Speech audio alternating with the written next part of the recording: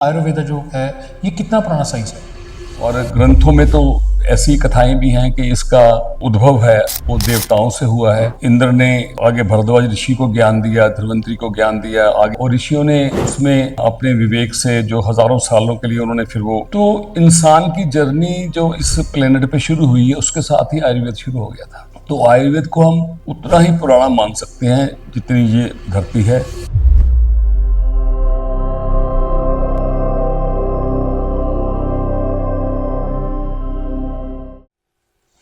Hello friends, welcome to my podcast. आज हमारे साथ हैं देश के प्रसिद्ध आयुर्वेदाचार्य डॉक्टर रविंद्र वात्सन। डॉक्टर साहब, आपका बहुत बहुत स्वागत है। Thank you. डॉक्टर साहब, जैसे कि आयुर्वेदा एक बहुत ही पुरानी साइंस है, ठीक है। हम लोग जानना चाहते हैं कि आपने अपनी जर्नी इसमें कैसे शुरू की। थैंक यू वेरी मच अनुज जी। मेरी जर्नी आयुर्वेद में कैसे शुरू हुई, इस सवाल के जवाब के लिए मुझे, हालांकि मेरी उम्र इतनी ज़्यादा नहीं है, लेकिन मुझे काफ़ी सदियों पीछे जाना पड़ेगा। हमारे जो परिवार में, हमारे वात्स्यन कुल में करीब महाभारत समय से आयुर्वेद चलता आ रहा है। मेरे दादा परदादा, मेरे पुरखे, वो सभी वैद्य थे। और जब मेरे फादर, उसके बाद मेरी जनरेशन जब आई, तो उसी वक्त घर में ऐसा माहौल था कि हमने अपने ये जो विरासत है नेक्स्ट जनरेशन को देनी है। तो उन्होंने मुझे बचपन से ग्रूम ही इस तरीके से किया था कि मैं आयुर्वेद कॉलेज में जाऊं और वहां से क्वालिफाइड आयुर्वेदिक फिजिशियन बनकर समाज की सेवा करूं। तो उस परंपरा को निभाते हुए मैं आयुर्वेदिक डॉक्टर बना, और वही परंपरा मैंने अब अपने से अगली जनरेशन, अपने बच्चों तक कायम रखी है। तो that was my journey to Ayurveda. Okay sir, and अपना आयुर्वेदा जो है ये कितना पुराना साइंस है। कहा तो ये जाता है कि जब से इंसान इस धरती पर आया है, तो जब से उसको एक अपने आसपास की चीज़ों की समझ हुई, एवोल्यूशन हुई, तो सबसे पहले उसने आस पड़ोस की चीज़ों को पहचाना और अपने आप को स्वस्थ रखने की कोशिश की। तो इंसान की जर्नी जो इस प्लेनेट पे शुरू हुई है उसके साथ ही आयुर्वेद शुरू हो गया था। तो आयुर्वेद को हम उतना ही पुराना मान सकते हैं जितनी ये धरती है। और ग्रंथों में तो ऐसी कथाएं भी हैं कि इसका उद्भव है वो देवताओं से हुआ है। इंद्र ने आगे भरद्वाज ऋषि को ज्ञान दिया, धन्वंतरी को ज्ञान दिया आगे, फिर ऋषियों को ज्ञान दिया, और ऋषियों ने उसमें अपने विवेक से जो हजारों सालों के लिए उन्होंने फिर वो ह्यूमन जो बॉडी थी या एनवायरनमेंट था या उनका जो पूरा सिस्टम था उसको जांचा परखा। तो उस हिसाब से उसमें एडिशन होती गई। जो जो इंसान की एवोल्यूशन हुई, विकास हुआ, उसी तरीके से आयुर्वेद का विकास हुआ। सर, आयुर्वेदा का साइंटिफिक प्रूफ क्या है। साइंटिफिक प्रूफ देखियो ऐसे है। अब व्हाट इज साइंस? साइंस का मतलब ये है कि जिसको हम अच्छी भली तरीके से जांचें परखें और जिसके रिजल्ट्स को हम मॉनिटर करें, उसकी प्रोग्रेस को देखें, उसको गुड और बैड की चीज़ जो घटती है उसमें उसको देखें। तो आयुर्वेद में ऋषियों ने, आप क्या समझते हो कि किसी एक चीज़ को लिखने के लिए कि एक दिन में लिख दिया होगा? एक एक छोटी छोटी चीज़ को लिखने के लिए सदियां लगी होंगी। ह्यूमन जैसे चरक सूत्र में तो डेड बॉडी की जो कैडेवर की डिसेक्शन है उसका वर्णन है।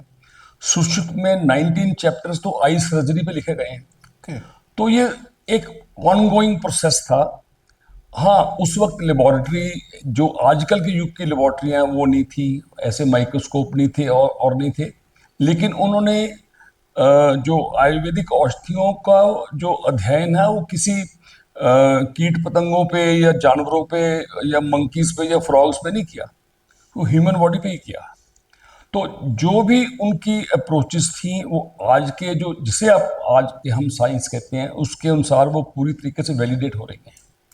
एक भी आयुर्वेदिक सिद्धांत जिसे हम साइंस कहते हैं वो आउटडेट नहीं हो सका, वो उसके साथ साथ चलता है। तो सर मतलब जो आयुर्वेदा है वो टोटली प्योरली वेजिटेरियन है। नहीं, देखो, इस संसार में, इस पृथ्वी के ऊपर अलग अलग तरह के भूखंड हैं। पहाड़ हैं, रेगिस्तान हैं, मैदान हैं, जलाशय हैं, समुद्र हैं, नदियां हैं, मार्शी प्लेसेस हैं, ड्राई प्लेसेस हैं, 0 डिग्री से भी कम टेम्परेचर वाले स्थान हैं, हॉट ऐसे टेम्परेचर वाले प्लेसेस भी हैं जहाँ 50 डिग्री तक टेम्परेचर चला जाता है। तो अपने जलवायु के अनुसार, अपने देश प्रदेश के अनुसार आयुर्वेद ने इस चीज़ की छूट दी है कि जो भोजन सहज सुलभ आपको उपलब्ध है, आप उसे कर सकते हो। जो वेजिटेरियनिज्म का जो प्रश्न है, मैं पर्सनली तौर पर ये मानता हूं कि सारी दुनिया को आप वेजिटेरियन नहीं बना सकते। जो हैं वो अपने स्वभाववश हैं, अपने सांस्कृतिक प्रभाव के कारण वेजिटेरियन हैं, या कोई धार्मिक उनका विचार है उस तरीके से वेजिटेरियन है। तो अपनी जगह नॉन वेजिटेरियन लोग भी ठीक हैं, वेजिटेरियन भी ठीक हैं। ये इसमें कई तरह के प्रभाव शामिल हो जाते हैं, लेकिन आयुर्वेद में ऐसी कोई मनाही नहीं है। बहुत से जो डिजीज में तो ऋषियों ने ये प्रिस्क्राइब किया कि आप नॉन वेज फूड खाएं, या आप वहाँ अंडा खा सकते हो, वहाँ पर किस अपने एनिमल का मीट खाना, ये भी आयुर्वेद में वर्णन है। ये तो बाद में कालांतर जो मिडिवल पीरियड था उसमें ऐसी धारणाएं चल गई कि वेजिटेरियनिज्म नॉन वेजिटेरियन का एक तरीके से कंपटीशन होने लग गया था कि कौन सा सुपीरियर है, कौन सा क्या है। अपनी अपनी जगह सब ठीक है। मतलब आपके अकॉर्डिंग जो आयुर्वेद है वो नॉन वेज को के अगेंस्ट नहीं है? नहीं, इसको मेरे जैसे ब्राह्मण लोग बाद में बीच में घुस गए तो उन्होंने इस तरीके से उसको गलत मोड़ दे दिया होगा, पर ऐसी कोई बात नहीं है कि वो वेजिटेरियन के या प्रो है या अगेंस्ट, ऐसी कोई बात नहीं। नॉन वेज के भी प्रो अगेंस्ट नहीं है, जहाँ जो चीज़ चाहिए वो कही गई है। यूजली सर देखा जाता है कि जो आयुर्वेदिक ट्रीटमेंट है ये बहुत टाइम कंज्यूमिंग है, ठीक है, इसके बारे में आपका अनुभव क्या है? देखो, टाइम कंज्यूमिंग वाली बात है। आयुर्वेद तो ये मानता है कि बहुत सी प्रॉब्लम्स हैं, मैं उसको उस दृष्टिकोण से कहूँगा, बहुत सी प्रॉब्लम्स भी जल्दबाजी का नतीजा है। अगर हम थोड़ा सब्र और आजमा हमारी अपनी प्रकृति रखें, स्वभाव रखें, तो कई चीज़ें ज़िंदगी की अपने आप भी हल हो जाती हैं। जब भी हम हरी में होते हैं, वरी में होते हैं, या फास्ट मूविंग चीज़ होती है, तो नेचुरली प्रॉब्लम्स और ज़्यादा आती हैं। तो हर डिजीज़ का अपना एक कोर्स होता है, अपना एक उसको रिलीफ का एक सिस्टम होता है। बहुत सी बीमारी ऐसी हैं जो सुख साध्य होती हैं, जल्दी ठीक हो जाती हैं। ऐसी भी बीमारियां हैं जो प्रोलॉन्ग ट्रीटमेंट मांगती हैं। ऐसी भी बीमारियां हैं जो सिर्फ कंट्रोलेबल होती हैं, दवाई दिए जाओ ठीक है, दवाई बंद करो फिर खराब हो जाएगा काम।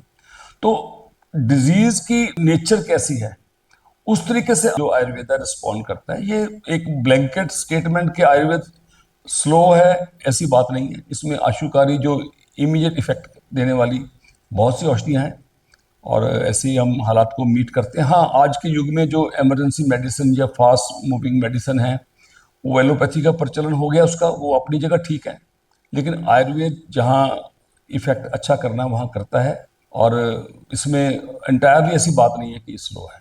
डॉक्टर साहब, जैसे आयुर्वेदा में डाइट का क्या प्लान है, क्या रोल है? जो शरीर के जो 3 उपस्तंभ ऋषियों ने कहे हैं, आहार, निद्रा, ब्रह्मचर्य, उसमें diet is central to the Ayurvedic concept.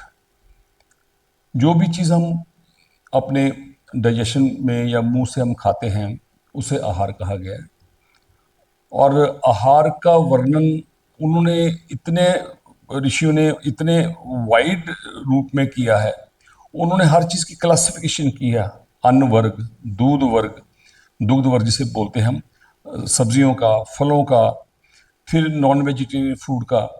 तो डाइट तो के लिए तो ये कहा गया कि अगर आपकी डाइट सही है तो आपको बीमारी हो ही नहीं सकती, और अगर आपकी डाइट गलत है तो आप ठीक हो ही नहीं सकते। तो आयुर्वेद तो यही कहता है कि अपनी आपकी जो डाइट है वही आपकी दवाई होनी चाहिए, और जो आपकी दवाई है वही आपका आहार होना चाहिए। तो इतना एक वाइड कंसेप्ट है, और इसलिए हम पेशेंट को परहेज और उसकी बात अक्सर करते हैं, क्या खाना क्या नहीं खाना। आप किस देश प्रदेश में बैठे हो, वहाँ का मौसम कैसा है, वहाँ की जलवायु और बाकी चीज़ें कैसी हैं, उस तरीके से डाइट को हम का ध्यान रखते हैं, और बेटर रिजल्ट आते हैं अगर पेशेंट डाइट का सही तरीके से पालन करें। सर, जैसा कि आजकल जो यूथ है उसको बड़ी यंग एज में डायबिटीज, पीसीओडी, पीसीओएस, स्ट्रेस हो रहा है, उसमें आयुर्वेदा कैसे हेल्प कर सकता है? हमारा तो मेन थ्रस्ट ही लाइफस्टाइल के ऊपर है, और जो आपने जो डिजीज बोली है या लाइफस्टाइल रिलेटेड डिजीजेज हैं, आयुर्वेद में सबसे पहले हम पेशेंट जब हमारे पास आता है तो जब हम उसकी हिस्ट्री टेकिंग करते हैं तो पता लग जाता है कि पेशेंट की बीमारी का उद्भव कहाँ से है। फॉल्टी लाइफस्टाइल वो आपको ना केवल बीमारियां ही पैदा करेगा बल्कि आपको ठीक भी नहीं होने देगा। आज से 50 साल पहले जब मैं प्रैक्टिस में आया था तो मैं उस वक्त देखता था कि पीसीओडी और पीसीओएस का तो नाम ही नहीं सुना था। It was very uncommon. Diabetes ये माना जाता था कि 50-60 साल के बाद की डिजीज है। बहुत सी ऐसी बीमारियां थी जो ओल्ड एज रिलेटेड होती थी। लेकिन आज की फास्ट मूविंग और कम्पिटिटिव लाइफ में हमने जो हेल्थ के हमारे पुराने माने हुए हमारे जो सिद्धांत थे उनको तिलांजलि दे दी है, वो हमने त्याग दी है। और उस रैट रेस में उलझकर ना हमको अपने खाने का पता है, ना उठने बैठने का, ना सोने का, ना प्रॉपर दिनचर्या का, ना प्रॉपर ऋतुचर्या का, किसी चीज़ का भी हमारा कोई ताल्लुक नहीं है। मैं ऐसे ऐसे बहुत लोगों को जानता हूँ जिन्होंने कितने सालों से शायद सूर्योदय नहीं देखा होगा, वो लेट उठते हैं। तो ये जितनी भी आप डिजीजेज बोल रहे हैं, स्ट्रेस कह लीजिए, स्ट्रेस रिलेटेड और जो बीमारियां हैं, आजकल बच्चियां जो है 14-15 साल से लेकर मैरिज लाइफ के बाद की जो स्टेज में पीसीओएस लेकर आ रही है, मुझे लगता है ये आज के युग की एक नई एपिडेमिक हो गई है पीसीओएस। तो उसी तरीके से डायबिटीज है। डायबिटीज के लिए तो अब दुख ये होता है कि जिस हिसाब से डायबिटीज बढ़ रही है यंग बच्चों में, अब ये कहा जाने लग गया है कि India is becoming the capital of diabetes in the world. तो ये दुख होता देखकर।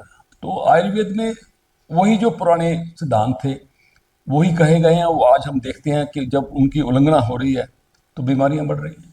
सर, आयुर्वेदिक और जो वेस्टर्न मेडिसिन है, इसमें एज अ आयुर्वेदाचार्य आप क्या फर्क देखते हो? मतलब सबसे मेजर डिफरेंस क्या है?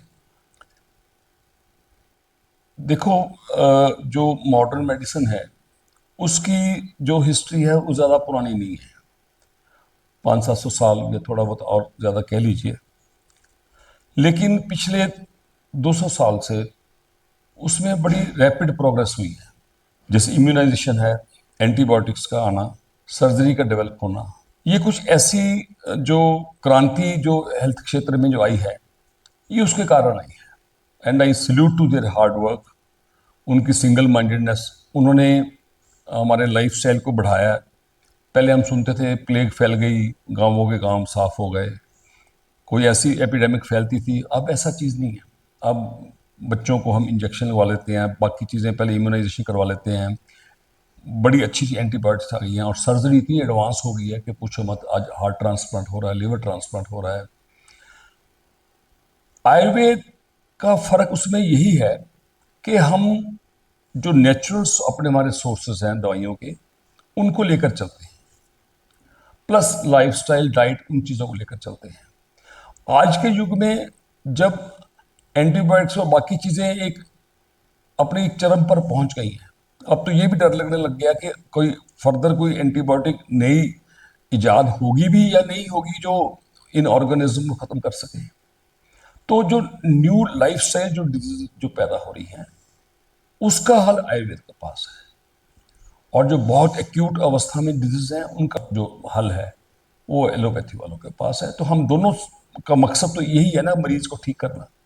तो दोनों सिस्टम पैरेलल वर्क कर रहे हैं अपने अपने क्षेत्र में। सर, स्ट्रॉन्ग इम्यूनिटी का आयुर्वेदा में क्या माना जाता है कि एक पर्सन को स्ट्रॉन्ग इम्यूनिटी हम कहते हैं, तो आयुर्वेदा किस पर्सन को स्ट्रॉन्ग इम्यूनिटी कहती है? ये अपने आप में एक बड़ा एक वाइड एक सब्जेक्ट है कि हु इज हेल्दी। तो बीमारी का ना होना ही हेल्दी हेल्थ नहीं है।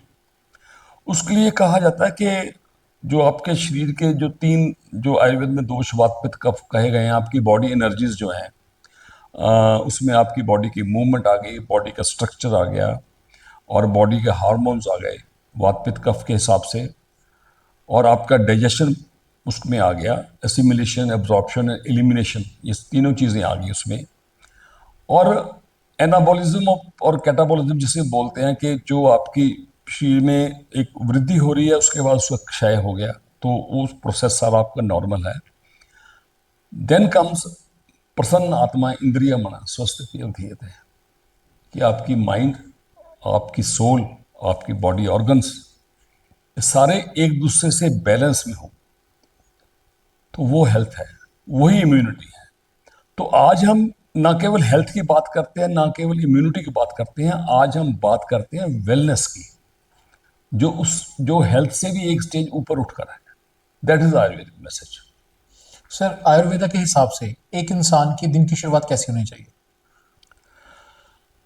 जो आइडियल हमारा जो दिनचर्या है उसमें चाहिए तो ये कि हम सनराइज के आसपास उठें, जिसे ब्रह्म मुहूर्त कहा जाता है। वो जो सूर्य उदय है उसके 45 मिनट पहले और बाद का जो मुहूर्त है उसे हम ब्रह्म मुहूर्त बोलते हैं।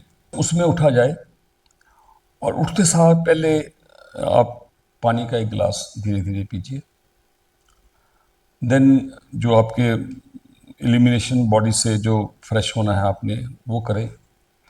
उसके बाद आपको अपनी यथाशक्ति, जैसे भी एबल बॉडीड जैसे इंसान हैं, बुजुर्ग हैं, वो उस तरीके से एक एक्सरसाइज करनी चाहिए।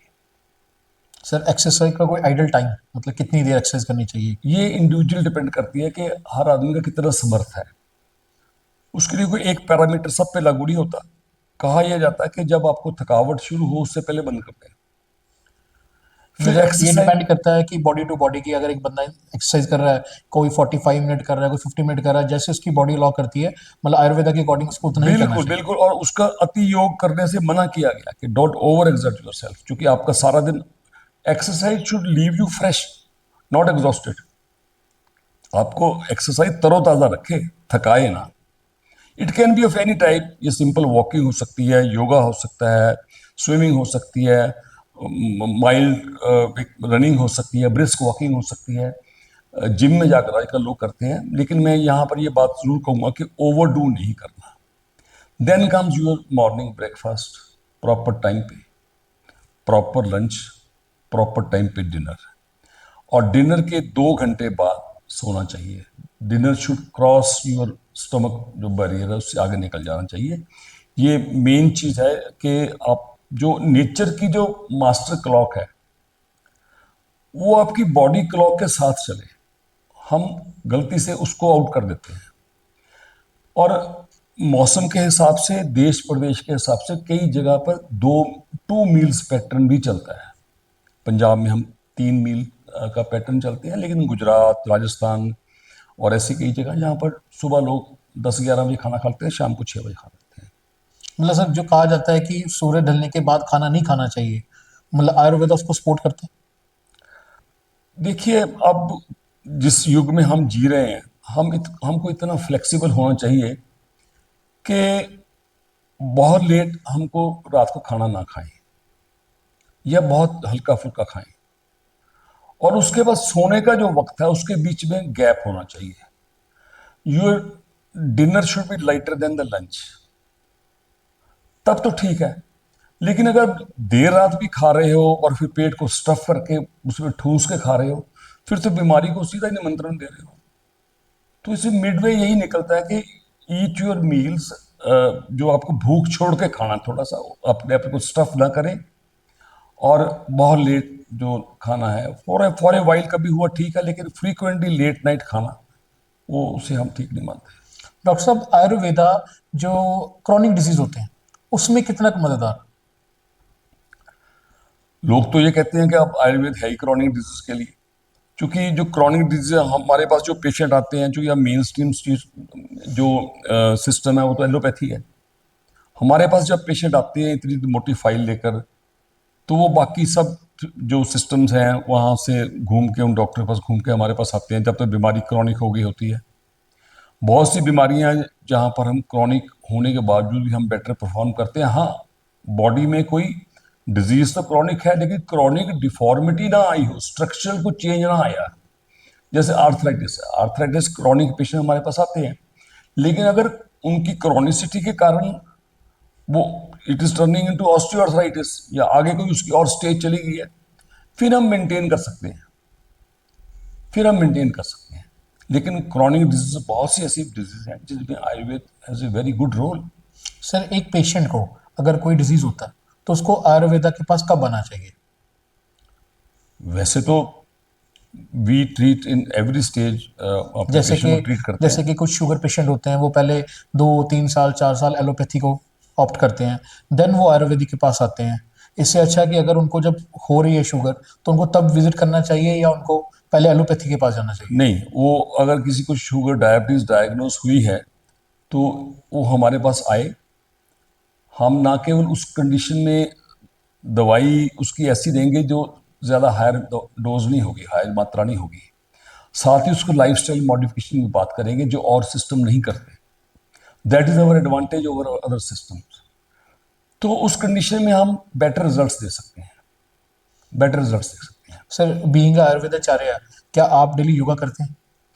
मैं इस उम्र में भी सुबह 15 मिनट से लेकर आधे घंटे तक योगा करता हूँ, और जो आसान आसन मेरे से हो सकते हैं मैं वो कर लेता हूँ, साथ प्राणायाम करता हूँ। That is for 50 minutes to half an hour, depends upon my schedule कि मैं उस दिन कितना बिजी हूँ। और सर आयुर्वेदा में स्ट्रेस को लेके, जैसे आज के यूथ में स्ट्रेस बड़ा हो रहा है, क्या आयुर्वेदा स्ट्रेस को क्योर कर सकता है? अब ये दो चीज़ें हैं यहाँ पर कि कई लोग स्ट्रेस को पकड़ते हैं, कई लोगों की प्रकृति ऐसी होती है स्ट्रेस उनको पकड़ता है। दोनों दो चीज़ें में डिफ्रेंशिएट कीजिए आप। आपको वक्त ब वक्त स्ट्रेस वो किसी को भी हो सकता है। एक पॉजिटिव स्ट्रेस होता है, सुबह 7 बजे आपने शताब्दी पकड़नी है, आप भागे जाओगे, दैट इज पॉजिटिव स्ट्रेस। और बिना बात के आपने हरी वरी में आकर अपने आप को कहीं कूद लिया और गलत डिसीजन ले लिया, या कुछ और ऐसा हो गया, मिसहैप हो गया, तो दैट इज नेगेटिव स्ट्रेस। तो आजकल positive stress is now turning into negative stress. अब लोगों की एक पर्सनैलिटी का पार्ट बनने लग गया स्ट्रेस। एंड जो स्ट्रेस जो है, ये मैं ये मानता हूँ, और मैंने अपने तजुर्बे में ये देखा है कि it affects every system of your body. ये ना केवल आपकी डोमेस्टिक और पब्लिक लाइफ को खराब करता है, आपकी सेहत को खराब करता है, आपकी नींद खराब होगी, आपका डाइजेशन खराब होगा, आपका जो थॉट प्रोसेस है वो खराब होगा, आपकी डिसीजन लेने की जो क्षमता है उसके ऊपर इसका प्रभाव पड़ेगा।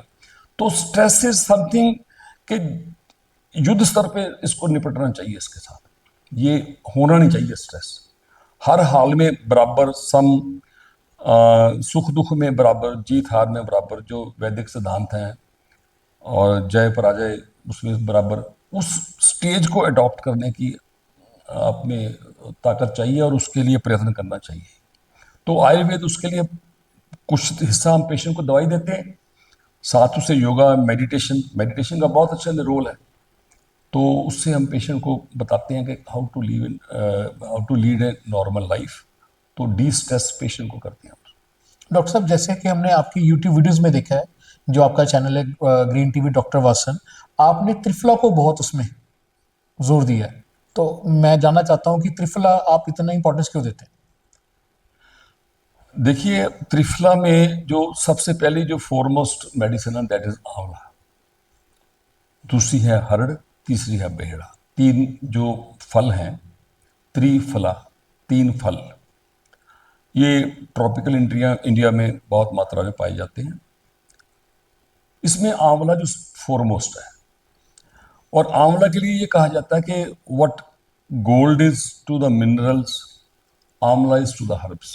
जो खनिज हैं उनमें जो महत्व सोने का है, गोल्ड का, वो औषधियों में वो महत्व आंवले का है।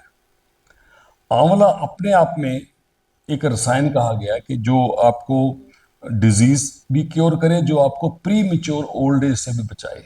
विटामिन सी, अगर हम अकेले विटामिन सी की बात करें तो इसमें एक संतरे से 20 गुना ज़्यादा विटामिन सी होता है, और इसको रूपांतरित करने पर भी उसमें वो नष्ट नहीं होता। और ये आपके डाइजेशन के लिए, आपकी आँखों के लिए, आपके बालों के लिए, आपके मल्टीपल जो आपके ऑर्गन्स हैं उनके लिए, स्किन के लिए, और आपकी इम्यूनिटी बढ़ाने के लिए बहुत अच्छी दवाई है।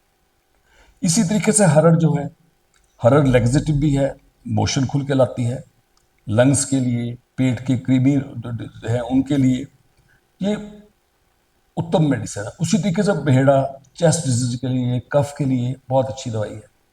इन तीनों का जो सम्मिश्रण है उसको जिसे हम त्रिफला बोलते हैं। आयुर्वेद में हजारों ऐसी औषधियां हैं जिसमें त्रिफले का योग होता है, किसी न किसी शक्ल में योग होता है। तो मैं अपनी प्रैक्टिस में त्रिफले के इस्तेमाल के लिए अलग अलग पैरामीटर्स रखे हुए हैं, और पेशेंट को मैं त्रिफला उसकी मात्रा बदलकर या त्रिफले की रेशो बदलकर मैं पेशेंट को देता हूँ।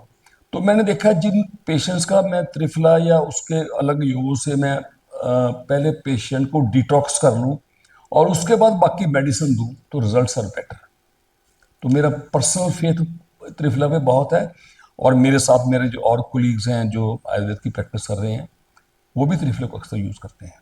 डॉक्टर साहब, एक बहुत ही इंपॉर्टेंट क्वेश्चन है कि जो आज की यूथ में या आज की जो पेशेंट है उसके दिमाग में एक बहुत बड़ा ये वहम है, या ये कह दिए कह सकते हैं कि बहुत से क्लिनिक इस प्रैक्टिस को ऑप्ट कर रहे हैं जिसमें पेशेंट को लगता है कि वो अगर आयुर्वेदिक क्लिनिक में जा रहा है तो उसको स्टीरॉयड मिलेंगे। इसके बारे में आप बताएं कि आपने अपनी 50 साल की जो प्रैक्टिस है उसमें आपके पास ऐसे बहुत से पेशेंट आए होंगे जो इन चीज़ों की कंप्लेंट करते हैं, तो इसके बारे में आप बताएं कि आपका इसके क्या विचार।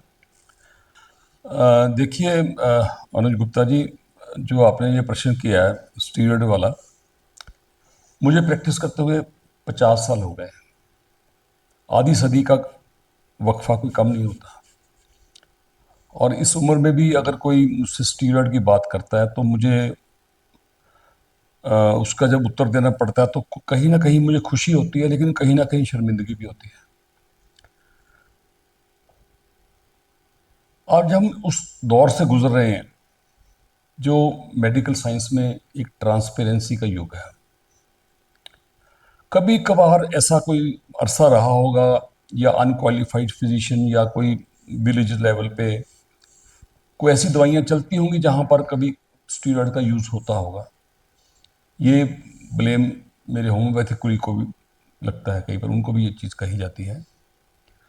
लेकिन अगर आप पूरी ट्रांसपेरेंसी से कोई प्रिस्क्रिप्शन लिख रहे हैं और केमिस्ट से दवाई लेकर आ रहे हैं, सील बंद हमारे सामने खोल रहे हैं, मेरा स्टाफ उसको रिकन्स्टिट्यूट करके उसकी आप डोज सेट करके आपको दे रहा है, तो कहाँ स्टीरॉयड्स है? ये तो वही बात होगी कि अगर पेशेंट हमारे से ठीक हो गया तब स्टीरॉयड का ब्लेम है, अगर ना ठीक हुआ तो सिस्टम में कुछ नहीं है। तो मैं तो ये समझता हूँ कि मैंने अपने इतने साल की प्रैक्टिस में मैंने कभी चिमटे से भी स्टीरॉयड नहीं छुआ।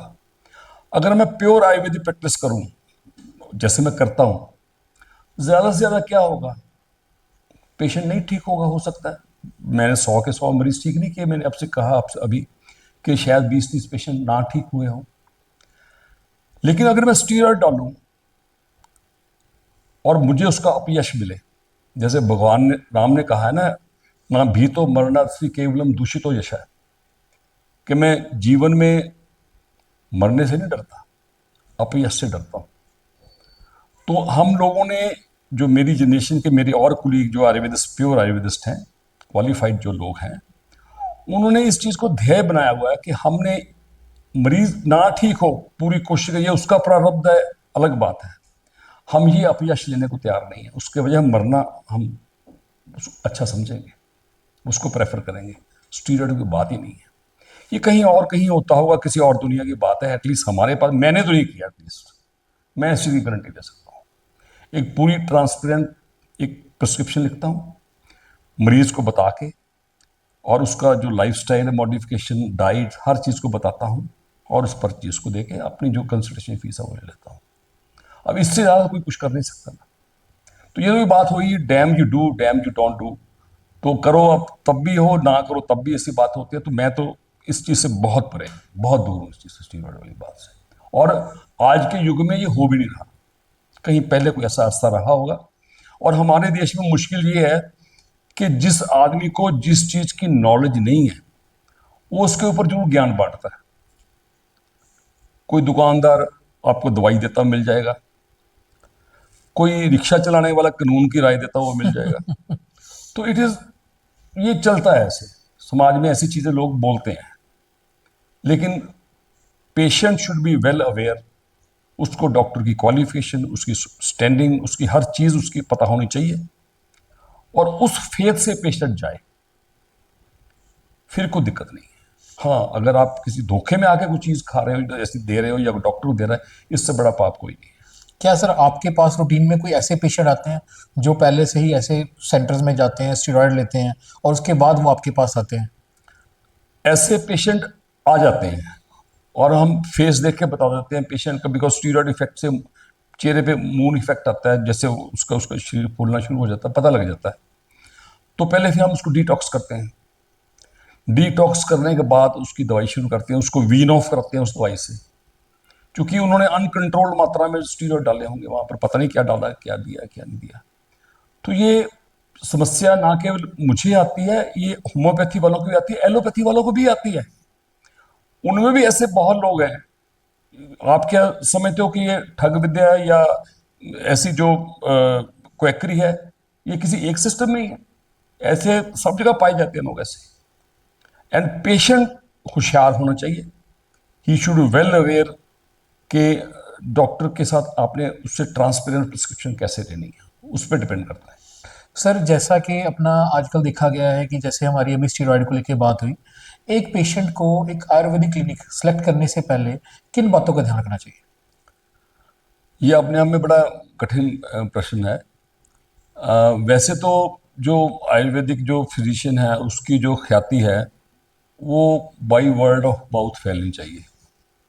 उसके लिए किसी एडवर्टीजमेंट का, किसी और चीज़ का उसका कोई उसमें हिस्सा नहीं होना चाहिए। लेकिन आजकल जो मार्केट फोर्सेस हैं वो बिल्कुल चेंज हो गई हैं, और बहुत से मेरे कुलीग, कभी कभी मैं भी, हम इस काम में होते हैं कि आपका प्रचार प्रसार हो, अगर आप अच्छा काम कर रहे हो तो क्यों ना लोगों को बताओ आप।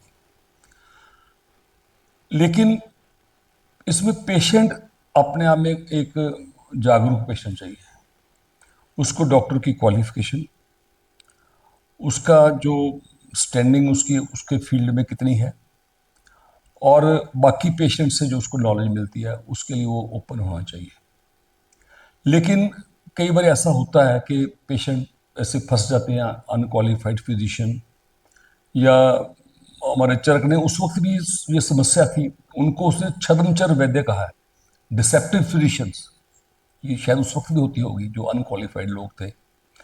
अब अनक्वालिफाइड लोग तो प्रैक्टिस नहीं कर रहे, लेकिन क्वालिफिकेशन की आड़ में भी बड़ा गलत काम हो रहा है।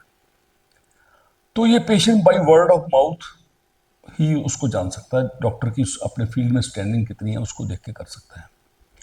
कहीं ना कहीं अब जो न्यू जनरेशन के लोग आ रहे हैं वो काम तो आयुर्वेद में करना चाहते हैं, उनमें जज्बा भी है, लेकिन वो शॉर्ट टर्म रिजल्ट चाहते हैं, शॉर्ट टर्म सक्सेस चाहते हैं। और सक्सेस और ये चीज़ें ऐसी हैं जो शॉर्ट टर्म नहीं होती, और शॉर्ट टर्म जो सक्सेस है वो रहती भी थोड़ी देर के लिए, फिर फॉल हो जाए, खत्म हो जाती है। अगर गलत काम करो खत्म हो जाए। तो आपकी ख्याति, आपकी वही चीज़ है जो चिरस्थायी हो। मतलब आयुर्वेदा में सर कोई शॉर्टकट नहीं है, वैसे तो लाइफ में शॉर्टकट नहीं कभी होना भी नहीं चाहिए। है, कभी भी नहीं है, कभी। और ऐसे में इंडल्ज भी नहीं होना चाहिए। ये एक धैर्य की एक रखने वाला एक पेशा है। तो पेशेंट अपने हिसाब से जागरूक होकर ही अपना डॉक्टर का चयन करे। सर आपने जैसे एक 50 साल इस अपना फील्ड में अपना आयुर्वेदाचार्य को दिए हैं, तो इसमें ऐसा कौन से प्लेटफॉर्म आपको मिले हैं जिंदगी में जिसमें आपने आयुर्वेदा का प्रचार किया? पहली बात तो ये है कि मैं लुधियाना में ही जन्मा पला, और यही मैंने काम शुरू किया। बहुत से मेरे जो और दोस्त हैं वो बाहर के शहरों से लुधियाना में आए, कोई चंडीगढ़ से आए, कोई पटियाला से, कोई दिल्ली से, कहाँ से आए। मैं अपने शहर को जन्म से ही जानता था। मेरे यहाँ क्लास फेलोज, मेरे माता पिता के सहयोगी मित्र, एक बहुत एक ऐसा सपोर्ट सिस्टम मिला जो मुझे आगे की तरफ लेके जाता रहा। और मैंने अपनी प्रैक्टिस में जहाँ तक ज्ञान को अर्जित करने के लिए मेहनत की, वहीं आयुर्वेद के ज़रिए लोगों तक उसको वापस देने के लिए भी बड़ी कोशिश की। जो हमारे नॉर्दर्न इंडिया का सबसे बड़ा न्यूज़पेपर है ट्रिब्यून, मैंने एवरी वीक उसमें एक कॉलम लिखता था जो 12-13 साल कॉलम चला। आप देख लीजिए कितने इश्यूज हो गए होंगे और कितने मैंने आर्टिकल लिखे होंगे उसके ऊपर। It's a very popular page. फिर उसके अलावा टेलीविज़न के ज़रिए, मैगजीन्स के ज़रिए, सेमिनार्स के ज़रिए, पब्लिक स्पीकिंग के ज़रिए, कॉलेजेस में, स्कूल्स में, जहाँ भी मुझे कहीं से अच्छा इन्विटेशन मिलता था कि हाँ आपने जाके अपनी बात कहनी है, तो I use to give preference to it. और उसके ज़रिए आयुर्वेद का मैसेज मैंने जो खुद मैंने उस परंपरा से सीखा था, मुझे इस चीज़ का संतोष है कि मैं अपनी बात को हज़ारों लाखों लोगों में मैं कह सका। फिर जहाँ पर सरकार ने मुझे उनकी दृष्टि रही, मेरे पे कृपा रही, उन्होंने मुझे बहुत से ऐसे इंस्टीट्यूशन, ऐसी संस्थाओं में मुझे बतौर मेंबर, एडवाइजर्स मुझे उन्होंने नियुक्त किया, जहां मैं अपना योगदान उस तरीके से देता रहा। तो गवर्नमेंट लेवल प्राइवेट पर्सन होते हुए भी, प्राइवेट प्रैक्टिस करते हुए भी, मैंने गवर्नमेंट फील्ड में बड़ा सहयोग दिया। मैं ड्रग लाइसेंसिंग जो अथॉरिटी है उसका मेंबर रहा। मैं गुरु रविदास जो यूनिवर्सिटी है उसकी गवर्निंग बॉडी का मेंबर रहा। मैं सेंटर काउंसिल फॉर रिसर्च इन आयुर्वेदा उसका मेंबर रहा। उसके साथ मेडिसिन प्लांट्स बोर्ड का मेंबर रहा, रिव्यू कमेटीज़ का मेंबर रहा। तो जहाँ पर उन्होंने उचित समझा मैंने उसमें योगदान दिया उसमें। तो एक टोटल मिलाकर एक मुझे इस चीज़ का संतोष है कि जो कुछ मैंने सीखा वो मैं लोगों में बांट पाया। और उसके बाद मैं पिछले 15 साल से 15 साल से ज़्यादा अरसा हो गया, गुरु शिष्य परंपरा के माध्यम से हर साल 2 डॉक्टर्स सरकार मेरे पास भेजती है सेलेक्ट करके, और उनको मैं आयुर्वेद 1 साल के लिए फिर मैं उनको आयुर्वेद की ट्रेनिंग देता हूँ। आज जो मेरे जो स्टूडेंट हैं देश के अलग अलग हिस्सों में अपनी आयुर्वेद की प्रैक्टिस कर रहे हैं, अच्छा नाम पा रहे हैं। मुझे इससे बड़ा संतोष और क्या हो सकता है। सर, आपके फेवरेट पोइट, क्योंकि हमने आपके फेसबुक अकाउंट से देखा है कि आप कुछ ना कुछ अपना पोइट्री के बारे में अक्सर पोस्ट करते रहते हैं। हाँ, ये मेरी पोइट्री मेरी वीकनेस है। जो ये मेरे पिता से मुझे ये चीज़ मुझे मिली है, और वो उर्दू के बड़े अच्छे ज्ञाता थे।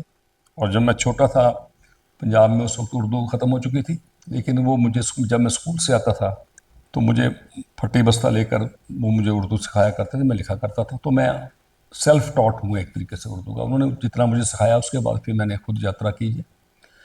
और कहा ये आता कि पोइट्री लिखनी तो एक जन्म में आती है लेकिन समझनी 2 जन्म में आती है। लेकिन मुझे लगता है शायद मेरा दूसरा जन्म था, और मुझे अपनी ज़िंदगी में ऐसे चांस मिलते रहे जो बड़े बड़े शायर अदीब, उनके साथ मेरी संगति होती रही, चांस से वो मिलते रहे, ऐसे मौके बनते रहे।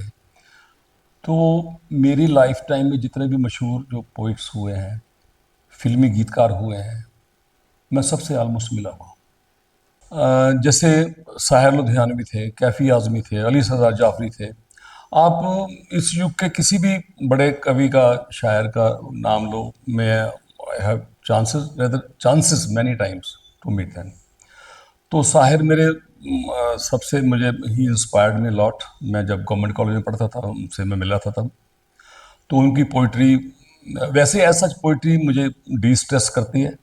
मैं पढ़ता हूँ, शाम को गज़लें सुनता हूँ अपने ऑफ टाइम में, और पोइट्री से मुझे इंस्पायरेशन देती सर, है। कोई 2 लाइनें पोइट्री की जो आपकी सबसे दिल के करीब हो। जो मेरे दिल के करीब जो साहिर साहब की लाइन है, एक गीता का श्लोक है कि सुख दुख समय कृतवा लाभा लाभो जया जयो, कि आप सुख दुख में बराबर, हानि लाभ में बराबर, जीत हार में बराबर, ऐसे कोशिश करो कि समभाव में रहो।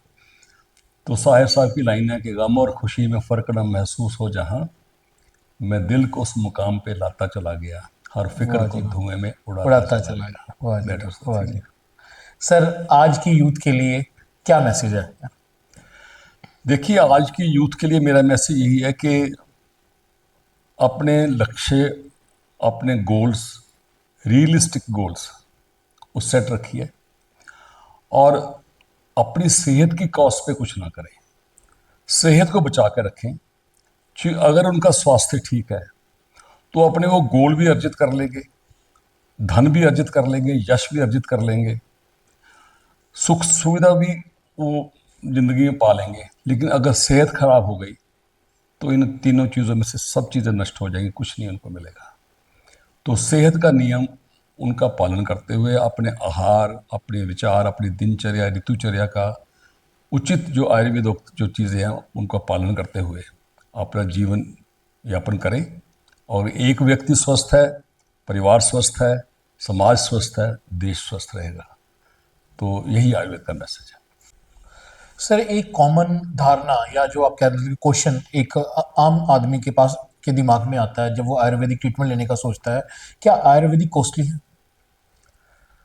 हाँ, जैसे पहले युग था कि मैं अपने फादर को देखता था, वो 3-4 चीज़ें लिखी हैं, साथ ही पंसारी की दुकान पे ले लोग गए और कूटा, उसका उसका क्वाथ जुशांदा बनाया, पी लिया, लोग ठीक हो जाते थे।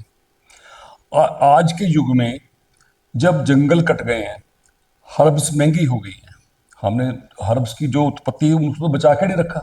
आज सौंफ का क्या भाव है, जीरे का क्या भाव है बाजार में, देखो अकेला लहसुन की किस भाव मिल रहा है। तो उसी तरीके से आयुर्वेदिक मेडिसिन की कॉस्ट बढ़ रही है। और जो स्वर्णयुक्त औषधियाँ थी, गोल्ड की प्राइस आज की क्या है, शायद 1.5 लाख रुपए है। तो उसी से मार्केट फोर्सेस के अनुसार ही चलता है। एलोपैथी में भी मेडिसिन बहुत महंगी है, लेकिन मैं अपनी प्रैक्टिस में सोशो इकोनॉमिक कंडीशंस का बहुत ध्यान रखता हूँ। देखता हूँ पेशेंट किस वर्ग से आया है, मजदूर है, वो मिडिल क्लास है, वो रिच है, तो मैं उस तरीके से सिचुएशन को उस तरीके से मैं मीट कर लेता हूँ। No doubt it is now getting costlier, लेकिन फिर भी ऐसे हमारे पास योग बहुत हैं, ऐसी क्लासिफिकेशन औषधियों में ऐसी श्रेणियां बहुत हैं जिस तरीके से हम जो पेशेंट की नीड्स हैं या उसकी जो पॉकेट पावर है उसको हम मीट कर सकते हैं। तो that is my question. Doctor साहब, जैसे कि आप गुरु शिक्षा जो परंपरा है उसके अधीन भी काफ़ी अपना बच्चों को टीच करते हैं, उसके बारे में भी बताइए कि मैं हर साल 2 स्टूडेंट्स जो राष्ट्रीय आयुर्वेद विद्यापीठ जो आयुष जो मंत्रालय की संस्था है, वो मेरे पास कंपटीशन जो एग्ज़ाम होता है उसके बाद रिजल्ट आने के बाद 2 स्टूडेंट मेरे पास ऑन मेरिट भेजते हैं। तो 1 साल वो मेरे पास रह के रेजिडेंशियल कोर्स आयुर्वेद का करते हैं। तो मैं जो कुछ खुद सीखा है, जो मेरे पास इस वक्त है, मैं वो कड़ी आगे चलती रहे वो मैं उनको बताता हूँ। और मुझे इस चीज़ की खुशी है कि आयुर्वेद में तो ये कहा गया कि हमारी जो वैदिक परंपरा है कि सर्वत्रम विजयम इच्छेत, सब जगह जीत की कामना करो, जीतो। पुत्रात् शिष्यात् पराजयेत, पुत्र से और शिष्य से अगर आप हार भी जाओ तब भी आपकी जीत है। मेरे शिष्य, मेरे बेटे मेरे से आगे निकले, मुझे इससे बड़ी खुशी क्या हो सकती, मैं तब भी जीत गया। That's my thinking. डॉक्टर साहब बहुत बहुत धन्यवाद जी आपका पॉडकास्ट में थैंक यू, आने का, और थैंक आपने यू वेरी अपने मच। जो अपना विचार और जो अपनी नॉलेज इस पॉडकास्ट के थ्रू हमारे व्यूवर्स को दी है, उसके लिए आपका बहुत बहुत आभार। Thank you, I also enjoyed a lot. मैं बहुत दफ़ा ऐसे मुझे बोलने का मौका मिलता है, but today it was fantastic and enjoyed a lot. God bless you. Thank you sir, thank you very much. Thank you sir, thank you.